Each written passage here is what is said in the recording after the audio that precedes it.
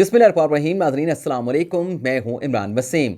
नाज़रीन आज 29 मार्च है, दिन है मंगल का और साल 2022। नाज़रीन आज के प्रोग्राम में दो बड़ी खबरें आपके साथ हम शेयर करेंगे।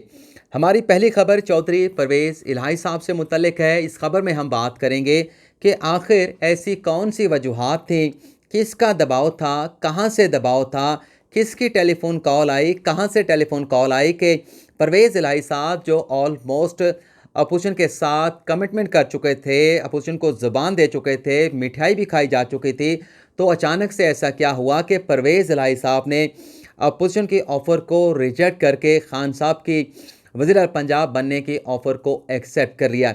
इस बारे में अंदर की खबर क्या है, अंदर की तफसीलात क्या हैं, ज़राए क्या बताते हैं, ये डिटेल आज के इस प्रोग्राम में आप नाज़रीन के साथ शेयर करेंगे। लेकिन इससे पहले हम बात करेंगे नंबर गेम की।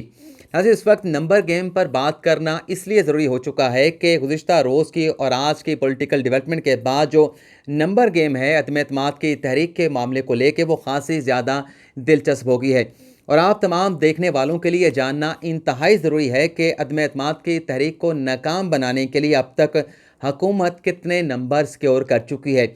और ये जानना भी ज़रूरी है तमाम देखने वालों के लिए कि अदम एतमाद की तहरीक को कामयाब बनाने के लिए जो अपोजिशन की नंबर गेम है वो कहाँ तक पहुँची है, और आइंदा आने वाले दिनों में जब तक वोटिंग नहीं हो जाती अदम एतमाद की तहरीक पर, नंबर गेम में अगर कोई छोटी बड़ी तब्दीली होती है तो उसका हुकूमत पर क्या इम्पैक्ट पड़ेगा और उसके इम्पैक्ट जो है वो अपोजिशन की नंबर गेम पर क्या पड़ेगा, ये तफसीलात भी आपके साथ हम शेयर करेंगे।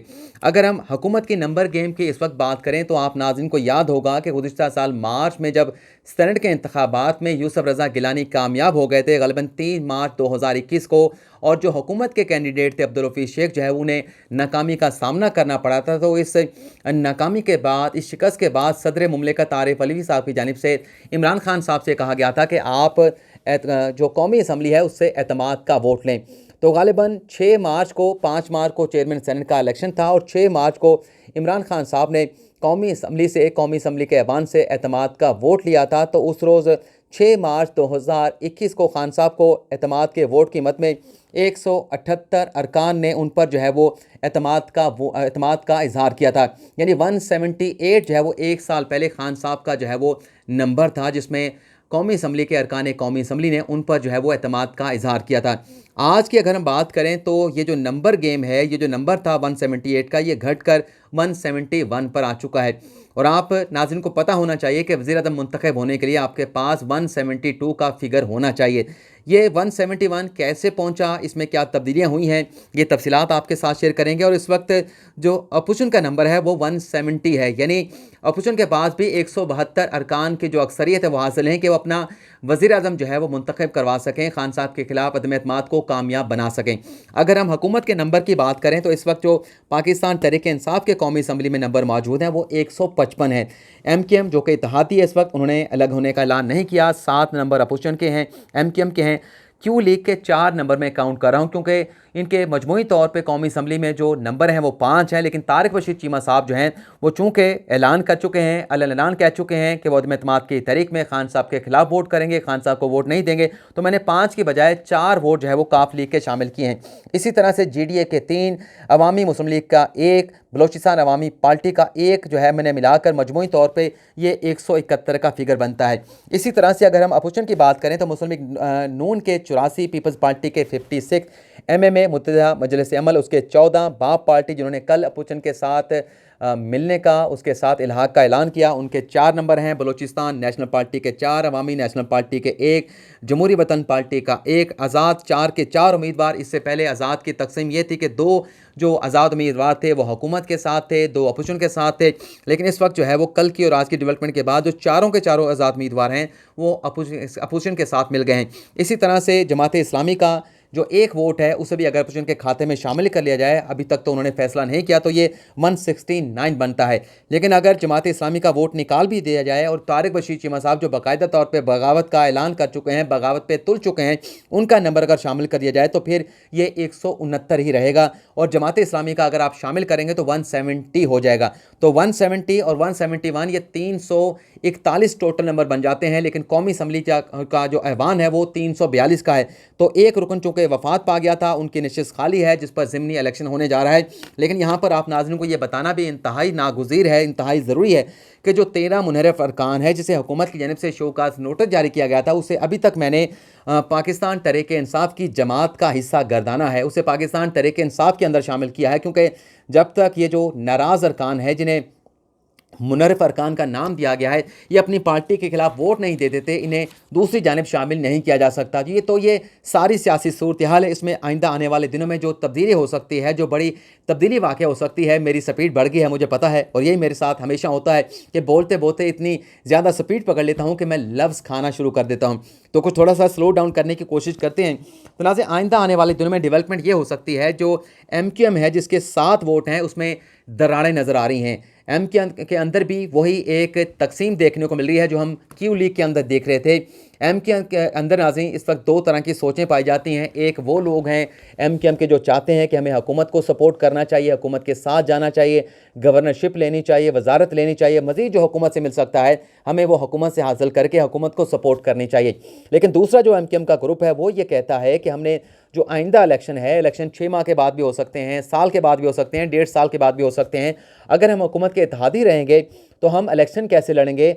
अवाम हमसे पूछेंगे कि हम आपको क्यों वोट दें, महंगाई ज़्यादा है, गवर्नेंस के इश्यूज़ थे, तो आप तो हुकूमत के इत्तेहादी थे। अगर आपको हुकूमत की गवर्नेंस के ऊपर एतबार नहीं था, आपके हुकूमत के साथ इख्तलाफात थे, तो आपको हुकूमत से तो अलग हो जाना चाहिए था। आज जो आप वोट मांगने के लिए आ रहे हैं तो आपकी कारकर्दगी क्या है? तो जब हमसे कारकर्दगी पूछी जाएगी तो हमारे लिए बहुत सारे सवाल पैदा हो जाएंगे, क्योंकि हम आम तौर पर तो बात करते हैं कि हमें हुकूमत की गवर्नेंस के ऊपर बहुत सारे एतराज़ात हैं, अपनी तशवीश का इजहार भी करते हैं, अपने तहफ़्फ़ुज़ात का इजहार भी करते हैं, लेकिन जब इलेक्शन में जाएंगे तो आवाम को किस तरह से फेस करेंगे? तो ये 2 जो है वो थॉट्स जो हैं, 2 सोचें जो है MQM में पाई जाती हैं। अब देखते हैं कि MQM आइंदा आने वाले दिनों में क्या फ़ैसला करती है। लेकिन MQM के जो सीनियर रहनुमा हैं वसीम अख्तर साहब, उन्होंने बड़ा अहम बयान दिया जिसमें उनका ये कहना है कि हमारे साथ तो काफ लीग ने, चौधरी सबान ने यह वादा किया था कि जो भी फैसला करेंगे मिल बैठ के करेंगे, और हमें चौधरी सबान, चौधरी परवेज़ इलाही साहब ये बता के गए थे कि वो खान साहब के साथ मुलाकात करने के लिए गए थे।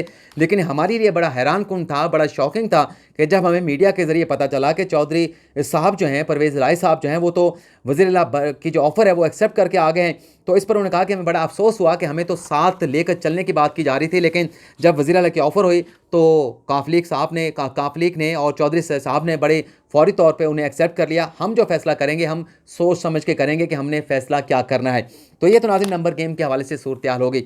अब हम बात कर लेते हैं कि वो कौन सी वजूहात थीं। ज़राए क्या बताते हैं कि परवेज़ इलाही साहब जो ज़रदारी साहब के साथ बैठ के मिठाई भी खा चुके थे, ज़रदारी साहब को भी मुबारकबाद दे चुके थे कि नून लीग ने हमें वज़ीर-ए-आला बनने की ऑफ़र कर दी है, और फिर ज़रदारी साहब ने भी उन्हें वज़ीर-ए-आला पंजाब बनने की जो है मुबारकबाद दे दी थी। तो फिर अगले दिन ऐसा क्या होता है, परसों वो जाते हैं ज़रदारी के साथ जाके, आसिफ ज़रदारी के साथ जाके मुलाकात करके आते हैं। 12 बजे रात को घर से निकलते हैं, ज़रदारी हाउस पहुंच जाते हैं, मुबारकबाद देते हैं, मिठाई खाते हैं। लेकिन अगले रोज़ जो है वो हुकूमती डेलीगेशन परवेज़ इलाही साहब से जाके मिलता है, और फिर हुकूमती डेलीगेशन के साथ जो है वो परवेज़ इलाही साहब बनीगाला चले जाते हैं। वहाँ पर वज़ीर-ए-आला की बनने की ऑफ़र को एक्सेप्ट कर लेते हैं। तो ज़रा ये बताते हैं कि डेवलपमेंट ये हुई है कि जो अपोजिशन की जानिब से, बल्कि ज़राए ने सबसे पहले ये कन्फर्म किया है कि कॉल कहीं से नहीं आई। ये जो फैसला किया गया है प्योरली काफ लीग ने, चौधरी साहबान ने खुद से फैसला किया है, कहीं से कोई दबाव नहीं था, कहीं से टेलीफोन कॉल नहीं आई। और इस बारे में जैसे मैंने सुबह आपके साथ एक चीज़ शेयर की थी कि ये बज़ाहिर ऐसा लगता है कि एस्टेब्लिशमेंट मुकम्मल तौर पे न्यूट्रल हो चुकी है, क्योंकि जो काफ लीग है, जो बाप पार्टी है, जो MQM है, ये वो जमातें हैं जिनके बारे में कहा जाता है कि ये रावलपिंडी से सिग्नल का इंतज़ार करते हैं। लेकिन कल की डेवलपमेंट से जैसे मैंने आपको बताया था कि ये लगता है कि जिस तरीके से काफ लीग जो है वो हुकूमत के साथ जाके मिल गई है और बाप पार्टी ने अपोजिशन के साथ जाने का फैसला किया, तो इससे बात अयां हो जाती है कि जो रावलपिंडी है, जो एस्टेब्लिशमेंट है, वो मुकम्मल तौर पे जो है वो न्यूट्रल हो चुकी है। अब हम बात कर लेते हैं, ज़रा ये दावा करते हैं कि प्योरली ये जो काफ लीग ने फैसला किया है वो अपनी दानिश के साथ किया है, अपनी सियासी बसीरत के साथ किया है, क्योंकि चौधरी साहबान ख़ास तौर पर चौधरी परवेज़ इलाही साहब ये समझ रहे थे कि अगर वो अपोजिशन के ऑफ़र को एक्सेप्ट करते हैं तो उनके लिए फिर वज़ीर-ए-आला बनने की जो मियाद होगी, जो मुद्दत होगी, वो सिर्फ 6 माह के लिए होगी। 6 माह के बाद परवेज़ इलाही ये समझ रहे थे कि वो उन्हें जो असम्बली है, पंजाब असम्बली, उसे तहरीर करना होगा, और 6 माह के अंदर परवेज़ इलाही साहब ये समझ रहे थे। ज़रा ये बता रहे हैं कि इस अरसे के दौरान वो अपनी जो पार्टी है काफ लीग, उसे भी अपने खड़ा नहीं कर सकेंगे, और जो धड़े हैं नून लीग के अंदर और ख़ास तौर पे पाकिस्तान तहरीक इंसाफ के अंदर, वो धड़े भी उन्हें अपने साथ अपनी पार्टी के अंदर शामिल नहीं कर सकेंगे। लेकिन जब खान साहब ने ऑफ़र की तो ये 1.5 साल की वज़ारत आला शिप की ऑफ़र की गई है। तो इसी बात को मद्देनज़र रखते हुए, इसी लालच को देखते हुए कि 6 माह की बजाय वो 18 माह तक क्यों ना वज़ीर आला पंजाब बने।